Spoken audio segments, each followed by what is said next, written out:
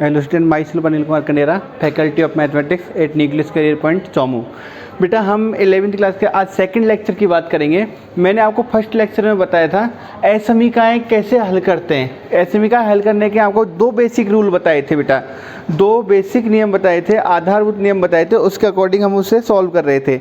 आज हम उससे थोड़ा सा आगे चलेंगे और असमीका को हल करने की व्यापक विधि है जिसमें हमारा मेथड का नाम होता है तरंग गति वक्र विधि। ठीक है, इसे बेबीकर मेथड, जिसे मैं बार बार बेबीकर मेथड की बात कर रहा था, तरंग गति वक्र विधि, इसे हम कैसे सॉल्व करते हैं वो देखेंगे बेटा। ठीक है, देखो अगर आपको मैं एग्जांपल से बताता हूँ, अगर आपके पास में कुछ ऐसा है x² - x -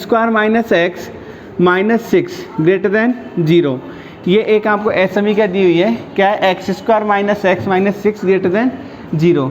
ये एक सिंपल असमीका है, इसे हमें हल करना है। हमें x के मान याद करने हैं। क्या करना है बेटा? x के मान याद करने हैं। और x के मान यहाँ पे सबसे पहले हम क्या करेंगे बेटा, यहाँ पे x के हम वास्तविक मान ज्ञात करने की कोशिश करेंगे। क्या करेंगे? x के वास्तविक मान ज्ञात करने की कोशिश करेंगे।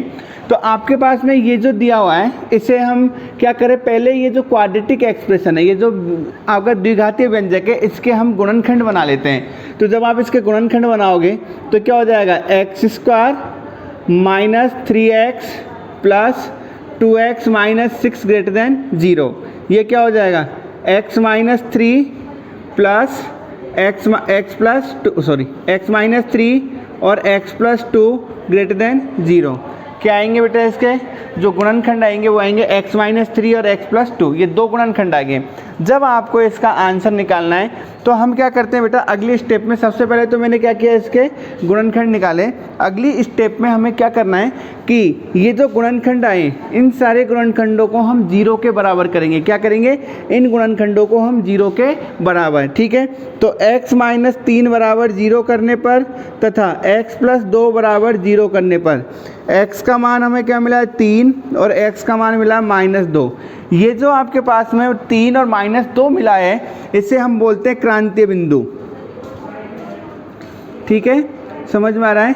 इन्हें हम बोलते हैं क्रिटिकल पॉइंट। ठीक है बेटा, ये जो आपके पास में क्रिटिकल पॉइंट आए हैं, इन क्रिटिकल पॉइंट में सबसे पहले क्या किया है, ये जो आपके पास में क्वाड्रेटिक एक्स था उसके गुणनखंड बनाए, फिर मैंने क्रिटिकल पॉइंट याद किए। जो आपने क्रिटिकल पॉइंट निकाले, इन क्रिटिकल पॉइंट को संख्या रेखा पर बढ़ते हुए क्रम में लिखो। संख्या रेखा पर बढ़ते हुए क्रम में, तो संख्या रेखा हो गई -अनंत से अनंत, बढ़ते हुए क्रम में लिखना है। ये संख्या रेखा हो गई -अनंत से अनंत, बढ़ते हुए क्रम में लिखना है। तो पहले छोटा वाला नंबर कौन सा है आपके पास में? -2। तो मैंने क्या किया यहाँ पे -2। ठीक है, और फिर आपके पास में आ गया यहाँ पे 3।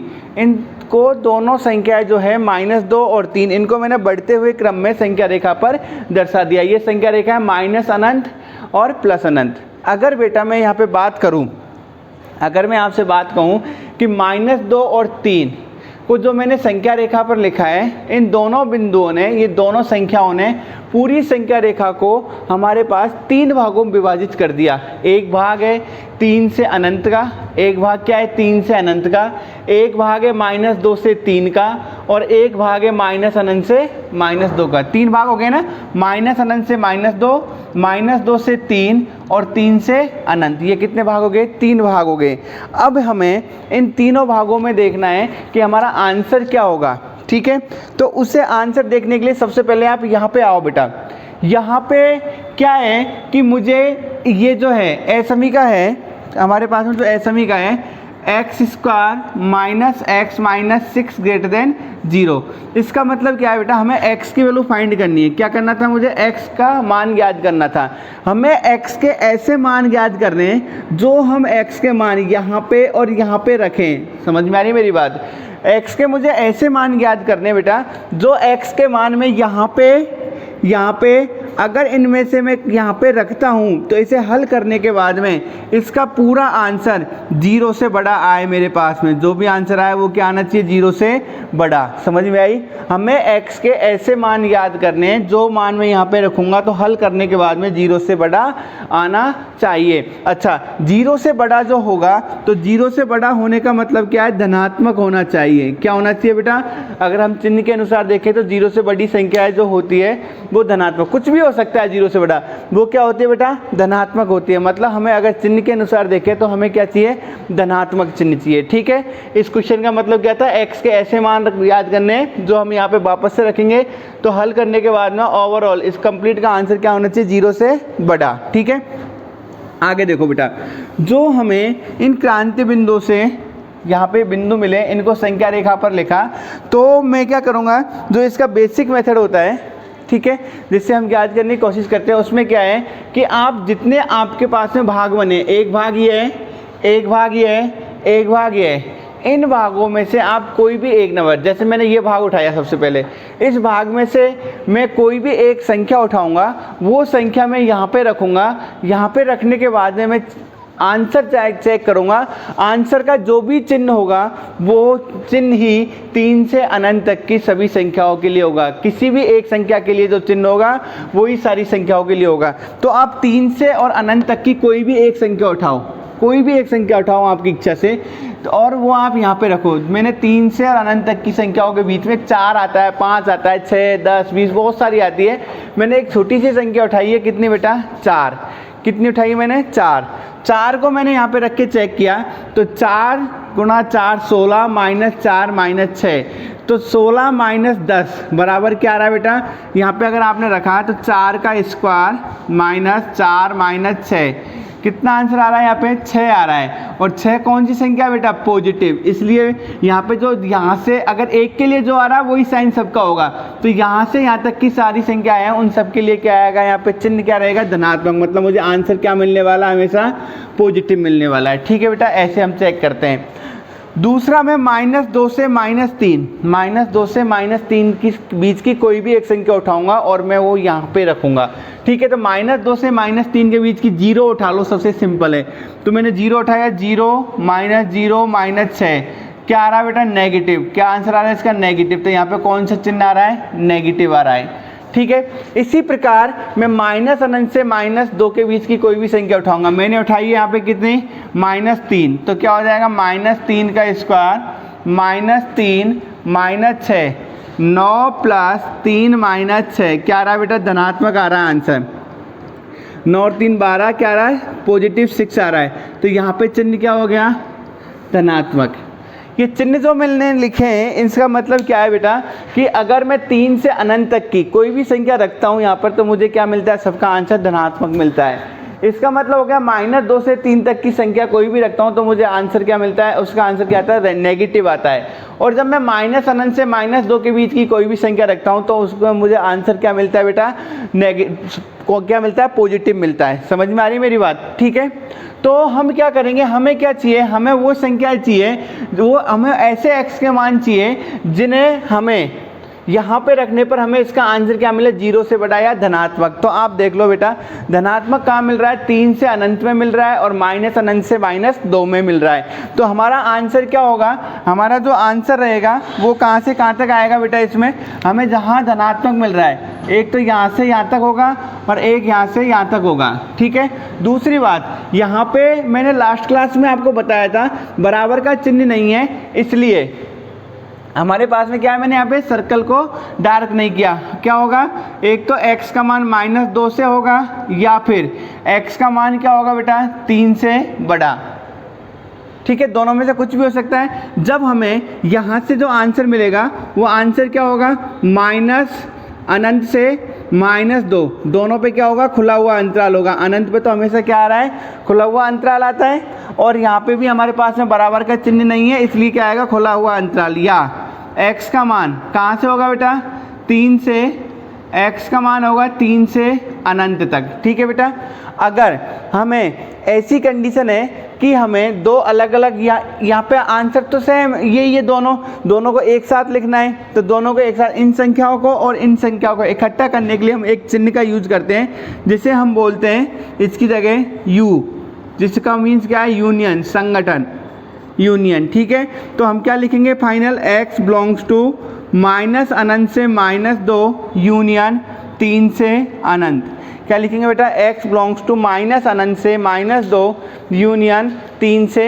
अनंत। ठीक है बेटा, यहाँ तक क्लियर हुआ। ठीक है, अच्छा, इसी में जो मैंने आपके ये चिन्ह जो चेक किए थे मान रख के, चिन्ह जो चेक किए थे मान रखें, उन्हें आप एक दूसरे तरीके से भी इन चिन्हों को चेक कर सकते हो। वो कैसे चेक करना है हमें, ओनली चिन्ह चेक करने के लिए, ठीक है बेटा। देखो आपके पास में x square minus x minus 6 greater than 0 क्या हो जाएगा, x minus 3 x plus 2 greater than 0। ये आपके पास में समीकरण बन गई। हमें क्या करना है, पहले इसको 0 के बराबर करना है। 3 बराबर 0 मतलब x का मान आ गया 3, x प्लस 2 बराबर 0 मतलब x का मान आ गया -2।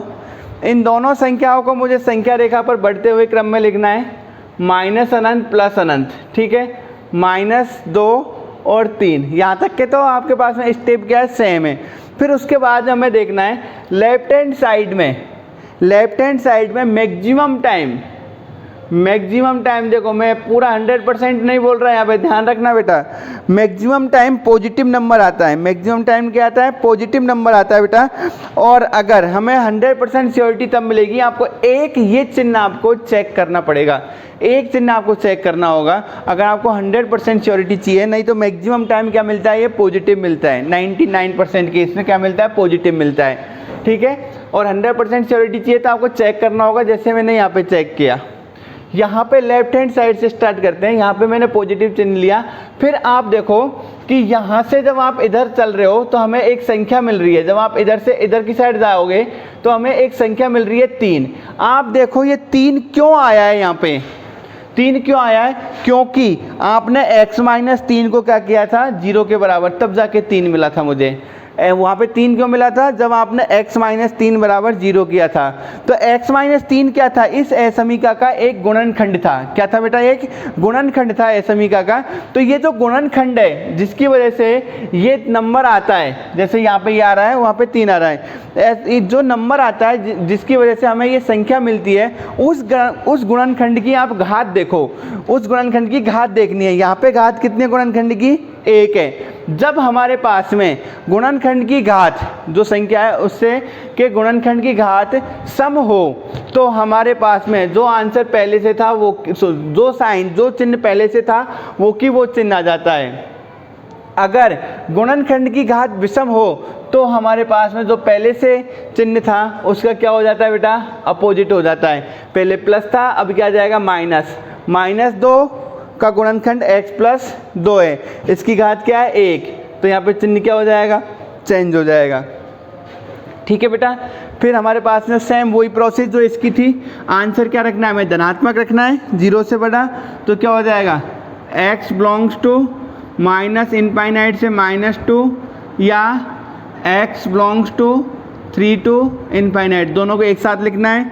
क्या हो जाएगा, x belongs to minus infinite to -2 union -3 to infinite. ये क्या होगा आपके पास में, फाइनल आंसर होगा, ठीक है बेटा। इसके और क्वेश्चन सॉल्व करते हैं हम।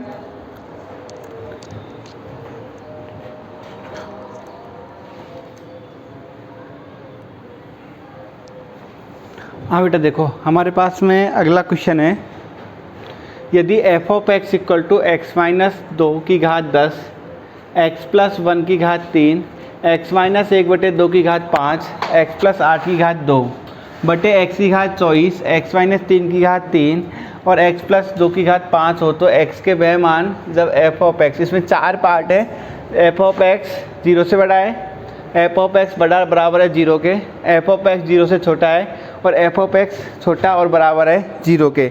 हमें x के मान ज्ञात करने हैं, ठीक है बेटा। तो आपके पास में जो दिया गया है, क्या दिया गया है, देखो दिया गया है f ऑफ x दिया हुआ है x माइनस 2 की घात 10, x प्लस 1 की घात 3, x माइनस 1/2 की घात 5, x प्लस 8 की घात 2 बटे क्या है बेटा, x की घात 24, x माइनस 3 की घात 3, x प्लस 2 की घात 5, ठीक है बेटा।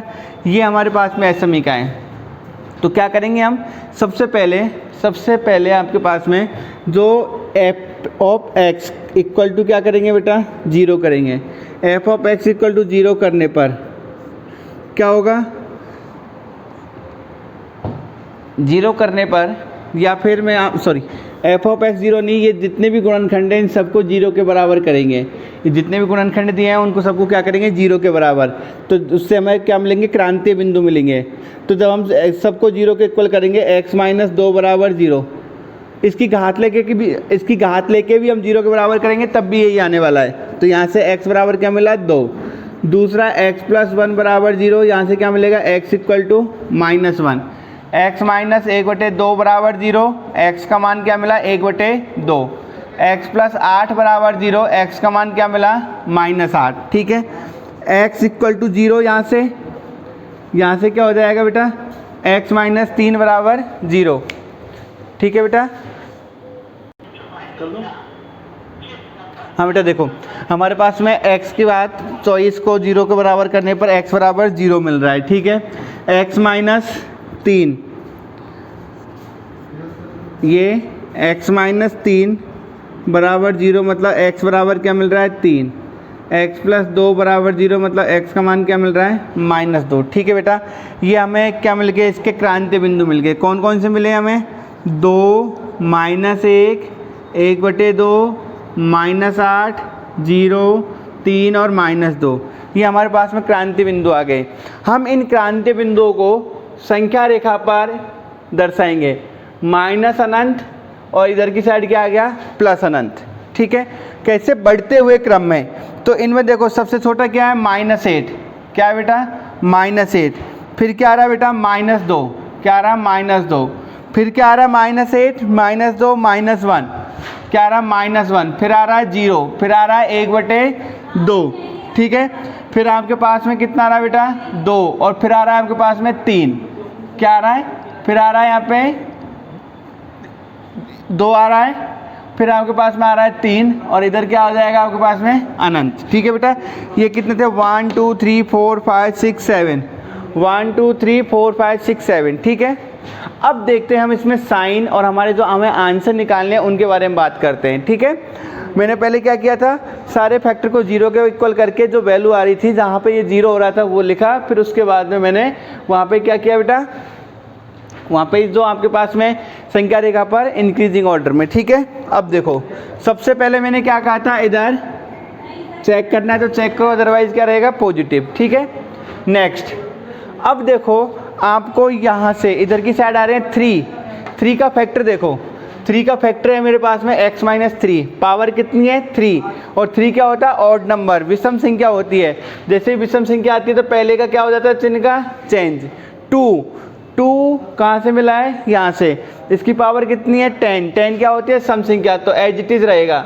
1/2 की क्या है बेटा, पावर विषम, 5 है ना, विषम है, तो क्या हो जाएगा, चेंज। 0 की पावर क्या है बेटा, समय, तो क्या आ जाएगा, प्लस। ठीक है, नेक्स्ट -1 क्या है आपके पास में, यहाँ से पावर क्या है, विषम, तो क्या रहेगा, चेंज। -2 की पावर क्या है, विषम, तो क्या रहेगा, चेंज होगा। -8 की पावर क्या है, सम, तो क्या रहेगा, सेम रहेगा। ठीक है बेटा, जहाँ घात है गुणनखंड की घात समय, तो क्या लेना है, सेम लेना है जो पहले वाला था, और जहाँ पे विषम आ गई वहाँ पे क्या करना है, हमें चेंज करना है। ठीक है, अब हम इसका आंसर देखते हैं। हमारे पास में फर्स्ट है f ऑफ x का मान क्या होना चाहिए, 0 से बड़ा, और 0 से बड़ा होता है तो उसके लिए क्या आता है, धनात्मक चिन्ह आता है। क्या आता है, धनात्मक चिन्ह। तो 0 से बड़ा के लिए धनात्मक चिन्ह क्या है, एक तो ये रहा, एक ये रहा, एक ये रहा, एक ये, और एक ये वाला। ठीक है, तो हमारे पास में क्या होगा, x का मान जो है माइनस अनंत से -8, सब पे क्या लगेगा, खुला हुआ चिन्ह, क्योंकि यहाँ पे बराबर नहीं है। ठीक है, फिर कहाँ से कहाँ तक, यूनियन लगाते हैं, -8 से -2, यूनियन लगाते हैं ना। ठीक है, फिर हमारे पास में इधर आ जाओ, यूनियन -1 से 0, फिर यूनियन 0 से 1/2। ठीक है, फिर अगला यूनियन 3 से इनफाइनाइट। क्या हो जाएगा बेटा, 3 से इनफाइनाइट। ये हमारे पास में x की फाइनल वैल्यू होगी, तो इसके लिए क्या हो जाएगा, x बिलोंग्स टू, ये वाला आंसर होगा। ठीक है, अच्छा इसमें हम इसे एक और तरीके से लिख सकते हैं, जैसे -अनंत से -2 आ रहा है, माइनस अनंत से -2 आ रहा है, तो हम इसे डायरेक्ट लिखते हैं तो कुछ ऐसे भी लिख सकते हैं, x बिलोंग्स टू माइनस अनंत से -2, फिर -1 से यूनियन -1 से 1/2, फिर यूनियन 3 से अनंत। ये आंसर भी इसका हो सकता है, परंतु यहाँ पे एक प्रॉब्लम है। प्रॉब्लम क्या है कि कुछ ऐसे बिंदु हैं इसमें जिन पे ऐसे बिंदु है जिन पर ये क्या हो रहा है, अपॉन वाली संख्या 0 आ रही है। जैसे यहाँ पे आपके पास में क्या है बेटा, पहला है माइनस अनंत से -2, माइनस अनंत से -2, कोई भी नंबर रखने पे ये 0 के इक्वल नहीं हो रहा है, ठीक है। नेक्स्ट -1 से 1/2, इसके बीच में एक ऐसा नंबर है जिसको अगर मैं यहाँ पे रखता हूँ 0 तो अपॉन में क्या आता है, ये 0, और जिससे क्या हो जाता है, अपरिभाषित हो जाता है, ठीक है। अच्छा 3 से अनंत, उसमें कोई ऐसा बिंदु नहीं है जिससे ये क्या हो, 0। तो हम क्या करेंगे, जहाँ पे अपॉन वाला टर्म, इसके हर वाली टर्म अगर 0 हो रही है जिससे अपरिभाषित हो जाए, वो नंबर हम माइनस कर देंगे। तो मैं यहाँ से एक ही नंबर है, वो है आपके 0, तो मैंने वो क्या किया, ऐसे माइनस कर दिया है, ठीक है बेटा। यहाँ तक क्लियर हुआ है, ठीक है। अच्छा नेक्स्ट देखो, f of x greater than equal to 0, इसके लिए वो ये पॉजिटिव, अभी क्या होगा, यहाँ पे बंद अंतराल आ जाएगा, अंतराल चेंज हो जाएगा ना, क्योंकि बराबर वाला चिन्ह आता है तो क्या होता है, अंतराल चेंज हो जाता है। तो अंतराल के लिए क्या होगा, x बिलोंग्स टू माइनस अनंत से -8 यूनियन -2 से माइनस अनंत से क्या हो जाएगा, -8 से -2 यूनियन -1 से 0 यूनियन 0 से 1/2 यूनियन 3 से इनफाइनाइट, ठीक है। ये किया है मैंने। यहाँ पे बेटा थोड़ा सा हमें ये देखना है कि कुछ वैल्यू रिपीट हो रही है, जैसे 8 -8 0 0, ये जो रिपीट हो रही है हम उन्हें हटा ही देते हैं। तो यहाँ पे जब आप हटाओगे तो इसकी जगह मैं क्या लिख लूँ, माइनस इनफाइनाइट से -2, पहले माइनस इनफाइनाइट से -2, बंद अंतराल यूनियन -1 से 1/2, -1 से 1/2 यूनियन, फिर 3 से इनफाइनाइट, ठीक है बेटा। ये आ गया, ये यहाँ पे रिपीट हो रही थी ना, उसकी वजह से मैंने इसे न लिखते हुए ये लिख लिया, ठीक है। अच्छा अब इसमें देखो, इसमें आपके पास में 3 से अनंत, इसमें कुछ वैल्यू ऐसी है क्या जिससे अपॉन में 0 बन रहा हो। एक तो क्या है, 3 से बन रहा है, एक बन रहा है 0 से। तो हम क्या करेंगे, फाइनल आंसर के लिए x बिलोंग्स टू माइनस अनंत से -2 यूनियन -1 से हाफ यूनियन 3 से अनंत -0 और 3, 0 और 3 मैंने माइनस कर दिया। या अगर आपको 3 नहीं लिखना है तो यहाँ पे क्या लगा दो, ओपन इंटरवल लगा दो, क्योंकि ओपन इंटरवल होता है तो एंड वैल्यू क्या होती है, इंक्लूड नहीं होती, ठीक है बेटा। अच्छा अब मैं इसमें आपके पास में ये तो 2 आंसर तो वो हो गए। अब आपका जो लास्ट है, जो सेकंड वाला है, कौन सा, f ऑफ x छोटा है किससे बेटा, 0 से। f ऑफ x छोटा है 0 से, मतलब नेगेटिव वाला। नेगेटिव कहाँ से कहाँ तक है, एक तो x belongs to -2 to -1 union, फिर नेगेटिव कहाँ है, 1/2 से 2 और 2 से 3, ठीक है बेटा। इससे और हम क्या लिख सकते हैं, और सिंपलेस्ट फॉर्म में x बिलोंग्स टू -2 से यूनियन 1/2 से 3, ठीक है। कुछ ऐसी दिक्कत है क्या जिसकी वजह से, कुछ ऐसी प्रॉब्लम है क्या जिसकी वजह से ये 0 बन रहा हो अपॉन में, -1 से -2 इसमें भी नहीं आ रहा है, और 1/2 से इसमें भी नहीं आ रहा है। ये आंसर इसका फाइनल आंसर होगा। लास्ट जो है f of x is less than equal to 0, क्या होगा, पहले तो हम x बिलोंग्स टू -2 से -1 यूनियन 1/2 से 3 ये लिख रहे हैं। यहाँ पे 0 बन रहा है क्या, किसी की वजह से 0 बन रहा है, 3 की वजह से और -2 की वजह से। तो हम क्या करें यहाँ पे, या तो आप क्या करो, अगर ऐसे ही लिखना है तो -2 और 3 को क्या कर दो, रिमूव कर दो, या फिर अगर आपको कुछ चेंज करना है तो हम इसी में -2 -1 यूनियन क्या करेंगे 1/2 से 3 ओपन। मैंने क्या किया बेटा, ये नंबर माइनस किए थे, इनकी वजह से 0 हो रहा था, उसके लिए मैंने क्या कर दिया, यहाँ पर ओपन इंटरवल लगा दिया। ओपन इंटरवल का मतलब क्या होगा कि ये जो एंडिंग पॉइंट है वो यहाँ पे इंक्लूड नहीं हो रहे हैं, उनको हम यहाँ पे शामिल नहीं कर रहे हैं। बात समझ में आई मेरी? ये जो है आपके पास में इसका फाइनल आंसर होगा। ठीक है बेटा।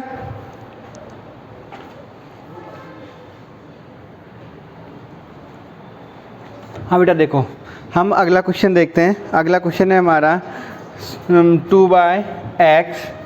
अगला है हमारे पास में 2/x < 3।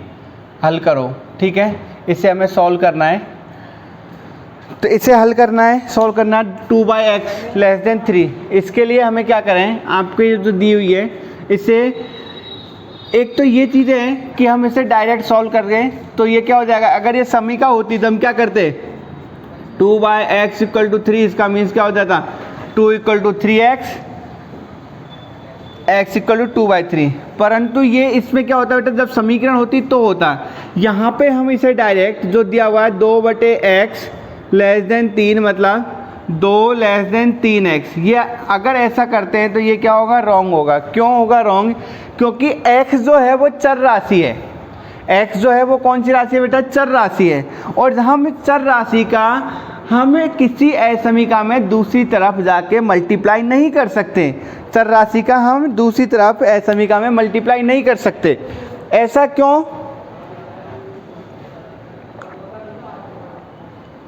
ऐसा इसलिए होता है बेटा क्योंकि जब हम चर राशि का मल्टीप्लाई करेंगे तो ये जो x है ये क्या चर राशि है, इसके हमें मान निकालने हैं। क्या करना है बेटा, हमें उसके मान निकालने हैं। और मान निकालने, इसका मतलब क्या हुआ, ये x पॉजिटिव हो सकता है, नेगेटिव हो सकता है। आपको पहले से पता नहीं है कि x पॉजिटिव है या नेगेटिव है।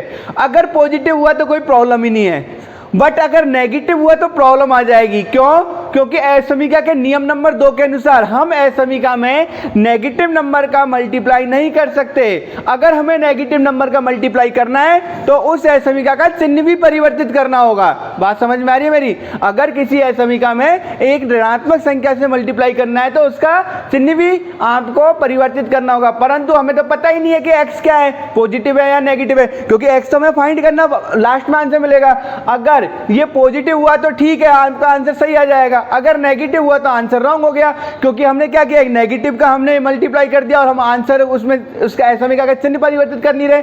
तो वहां पे वो हमें अगर कंफर्म है हम उस चीज के बारे में तो ही आपको मल्टीप्लाई करना है, अदरवाइज मल्टीप्लाई नहीं करना है और हमें उसे जो नियम है उसके अनुसार सॉल्व करना है। ठीक है बेटा, बात समझ में आ गई?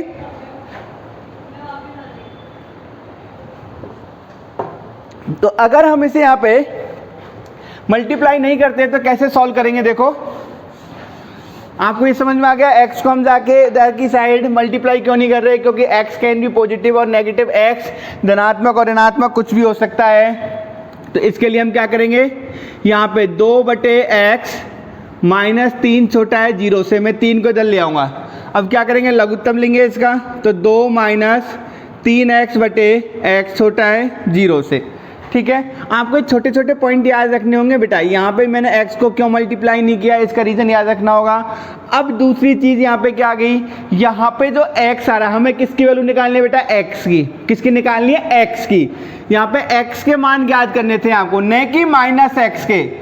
मैंने x के मान पूछे, यहाँ पे -x के नहीं पूछे, परंतु यहाँ पे क्या आ रहा है, माइनस आ रहा है x क्या आ रहा है, यहाँ पे माइनस आ रहा है। तो पहले हमें क्या करना है, x को पॉजिटिव बनाना है। क्यों? क्योंकि हम x का मान ज्ञात करना चाह रहे हैं, नहीं कि -x का। तो सबसे पहले आप इस माइनस जो आ रहा है x, इससे धनात्मक बनाओ।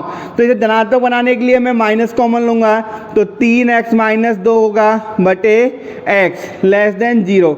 ये माइनस आपको हटाना है। जब आप इस माइनस को हटाओगे तो ऋणात्मक से मल्टीप्लाई करना होगा, और जैसे ही ऋणात्मक से मल्टीप्लाई करोगे तो क्या हो जाएगा, 3x - 2 बटे x बढ़ाए 0 से।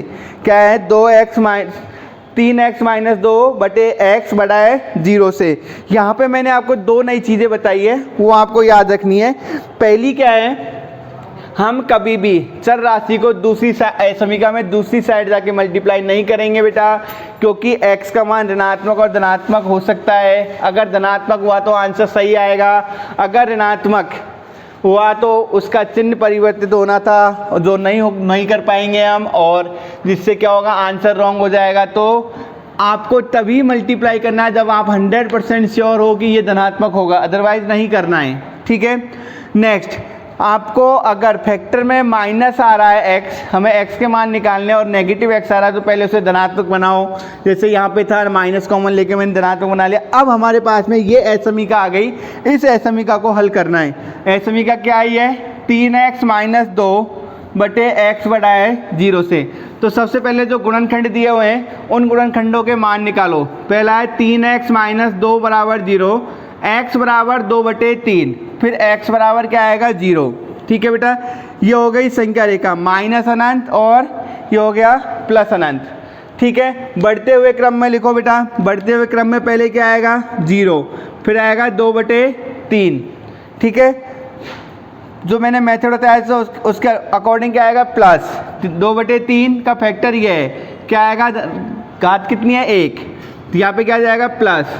हमें क्या रखना है, धनात्मक रखना है। तो धनात्मक कहाँ से कहाँ तक है, x का मान माइनस अनंत से 0 यूनियन 2 बटे 3 से अनंत, ये आपका आंसर होगा। क्या होगा, माइनस अनंत से 0 यूनियन 2 बटे 3 से अनंत, ठीक है बेटा। इसमें दो चीज़ें याद रखनी है, इसको मल्टीप्लाई क्यों नहीं कर सकते हो और यहाँ पे मैंने नेगेटिव x क्यों नहीं रखा, ये चीज़ें याद रखनी है इसमें, ठीक है बेटा।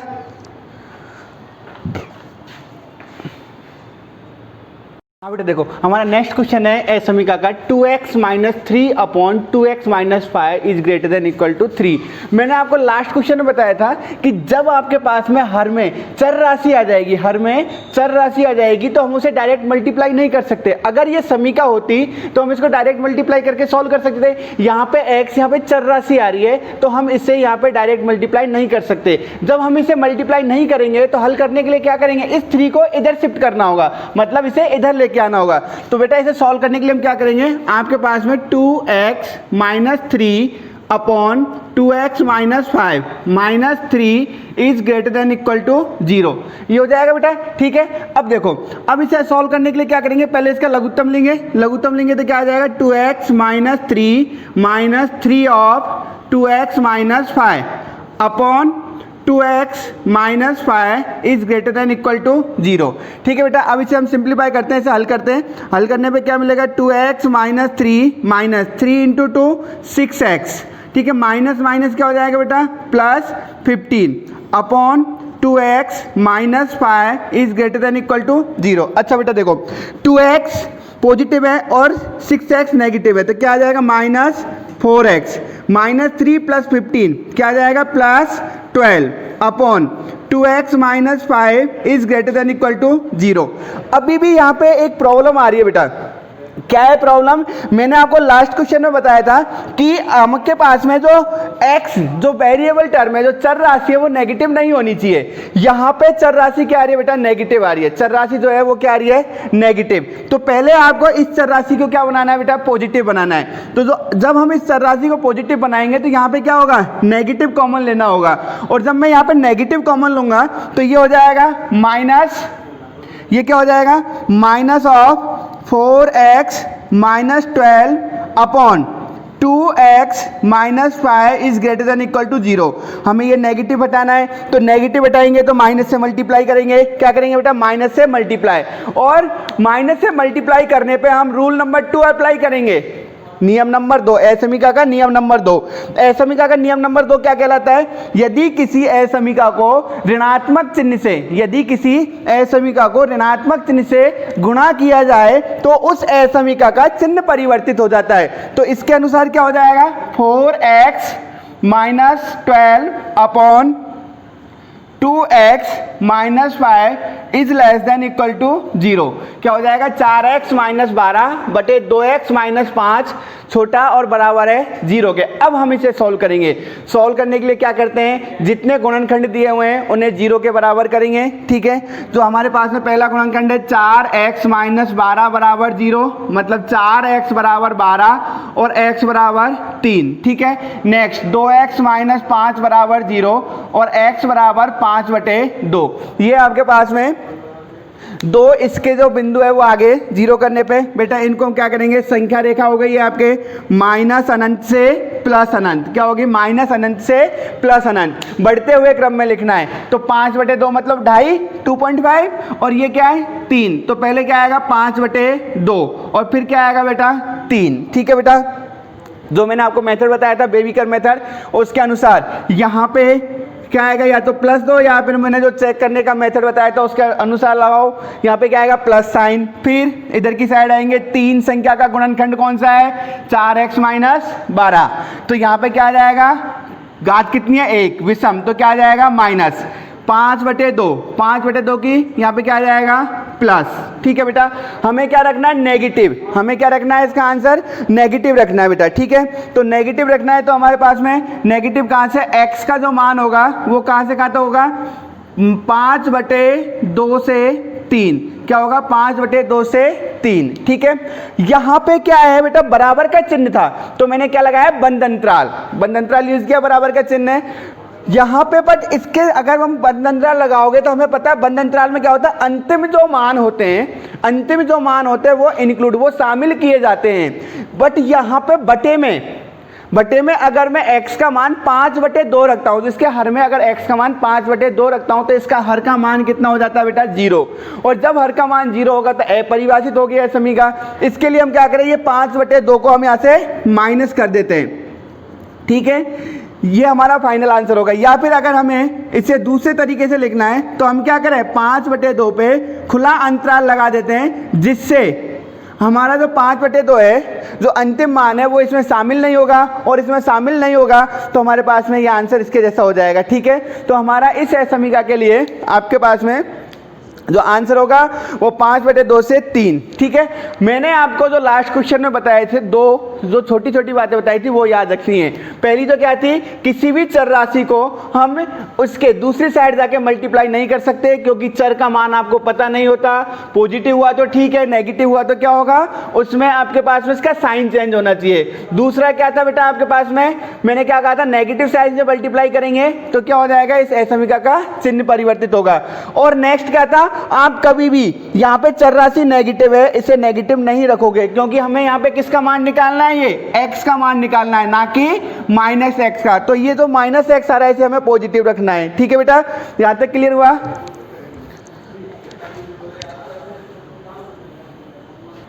हाँ बेटा देखो नेक्स्ट क्वेश्चन है हमारा 2/x² - 1 + 1 -1/x + 1 - 2x - 1/x³ + 1 ≤ 0। हमें ये समीकरण सॉल्व करनी है। तो सबसे पहले मैंने आपको लास्ट क्वेश्चन में बताया था, पहले क्या करेंगे हम इसका एलसीएम लेंगे। बेटा इसका एलसीएम क्या आएगा, एलसीएम आपको पता है x³ + 1 है, इसके फैक्टर क्या होते हैं x + 1 x² - x + 1, ये दोनों फैक्टर होंगे। मतलब हम इसे डायरेक्ट एलसीएम ले सकते हैं। तो हमारे पास में इसका एलसीएम क्या आएगा बेटा, इसका एलसीएम आएगा x + 1 × x² - x + 1। ठीक है बेटा, अब आपने एलसीएम लिया, पहले आप क्या करोगे इसका इससे डिवाइड करोगे तो क्या रिमेनिंग रहेगा x + 1, और x + 1 को किससे मल्टीप्लाई करना है 2 से, 2x + 1 माइनस, अब आप इसे डिवाइड करोगे तो क्या रिमेनिंग रहेगा x² + x + 1, तो क्या जाएगा x² - x + 1 माइनस, आप इससे डिवाइड करोगे ये सेम है तो क्या आएगा बेटा यहाँ पे 2x - 1। ठीक है, < = 0। यहाँ तक क्लियर हुआ बेटा। ठीक है, अब देखो अब हम इसे सॉल्व करते हैं। क्या आएगा 2x + 2 - x² + x - 1 - 2x + 1 upon क्या हो जाएगा x + 1 upon x² - x + 1 < = 0। 2x से 2x कैंसिल हो गया। ठीक है बेटा, यहाँ पे क्या आ जाएगा 2 और 1 3 -1 मतलब यहाँ पे कितना हो जाएगा बेटा 1 से 1 कैंसिल 2 रिमेनिंग रहा, तो यहाँ पे क्या आ जाएगा -x² + x + 2 upon x + 1 and x² - x + 1 < = 0। ठीक है, यहाँ पे देखो बेटा यहाँ पे क्या होगा, मैं माइनस कॉमन लूंगा तो x² - x - 2 upon x + 1 and x² - x + 1 less than equal to 0, negative से मल्टीप्लाई करोगे तो x square minus x minus 2 upon x plus 1 and x square minus x plus 1 less than equal to 0। ठीक है, sorry यहाँ पे क्या हो जाएगा, ये इसका साइन चेंज हो जाएगा क्योंकि नेगेटिव से मल्टीप्लाई किया है। अच्छा बेटा, अब आपके पास में इसका फैक्टर करते हैं, फैक्टर करेंगे तो क्या आएगा, x minus 2 into x plus 1 upon x plus 1 x square minus x plus 1 is greater than equal to 0। दोनों कैंसिल हो गए। यहाँ पे एक कंडीशन लगाएंगे x नॉट इक्वल टू -1, क्योंकि अगर हम उस टाइम पे कैंसिलेशन नहीं कर सकते जब x की वैल्यू -1 होगी, क्योंकि 0/0 फॉर्म होगी और 0/0 फॉर्म जो होती है 0/0 रूप जो होता है वो क्या होता है, अपरिभाषित। ठीक है, यहाँ पे रिमेनिंग रहेगा x minus 2 upon x square minus x plus 1 greater than equal to 0। अब यहाँ पे हमारे पास में टर्म है एक्स स्क्वायर, ये तो सिंपल है, x square minus x plus 1।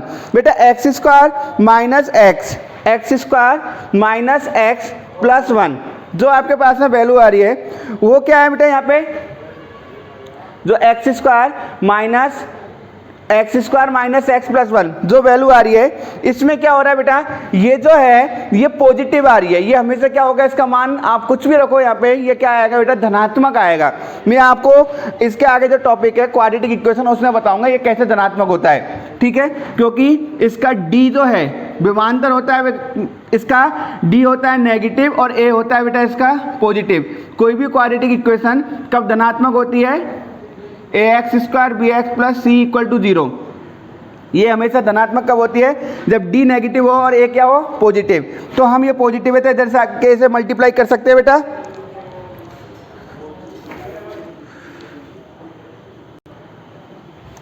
हाँ बेटा, कोई भी अगर क्वाड्रेटिक एक्सप्रेशन अगर उसका d नेगेटिव और a पॉजिटिव हो तो हम उसे क्या बोलते हैं, वो हमेशा क्या होती है, धनात्मक होती है। यहाँ पे d क्या है इसका, आपके पास में x square minus x plus 1, इससे कंपेयर करोगे a equal to 1, b equal to -1 और c इक्वल टू 1, तो क्या हो जाएगा, d equal to B square minus 4ac means 1 minus 4 into 1 into 1 that is -3, negative आ रहा है और a की वैल्यू है 1 जो क्या आ रही है, पॉजिटिव। तो ये क्या होगा, हमेशा धनात्मक होगा।